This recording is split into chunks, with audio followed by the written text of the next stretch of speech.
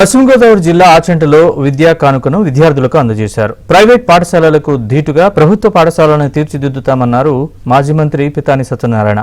పాఠశాలల్లో విద్యార్థులకు మౌలిక సదుపాయాలు కల్పించేందుకు టీడీపీ ప్రభుత్వం సిద్ధంగా ఉందన్నారు. కూటమి విజయానికి సహకరించిన ప్రభుత్వ ఉపాధ్యాయులకు కృతజ్ఞతలు తెలిపారు. మెగా డిఎస్సీ ద్వారా ఖాళీగా ఉన్న ఉపాధ్యాయ పోస్టులను త్వరలోనే భర్తీ చేస్తామన్నారు.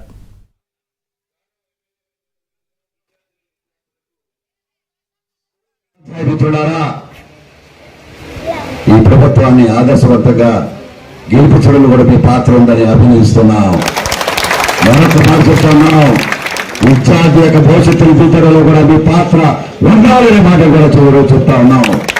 ఆ పాత్ర ప్రభుత్వ స్కూల్కి ఒక గౌరవాన్ని తెస్తుందనే మాట ఈరోజు వేదిక ద్వారా చెప్తా ఉన్నాం. ఈ వేదిక ద్వారా పేద విద్యార్థులు, మధ్య తరగతి విద్యార్థులు ఉన్నతమైన విద్యను అభ్యర్థించడానికి ప్రభుత్వ పాఠశాలలు పనిచేయాలి. ఆ గౌరవాన్ని మీరు దక్కించాలనే మాటని ఈరోజు ప్రజాప్రభుత్వ తరఫున ఒక ప్రజాపతిగా శాసనసభ్యుడిగా మీ అందరూ కూడా అభ్యర్థిస్తున్నాను. ఆలోచింప చేయమని చెప్తా ఉన్నాను, ఆదేశిస్తున్నాను అనే మాటను కూడా చెప్తా ఉన్నా.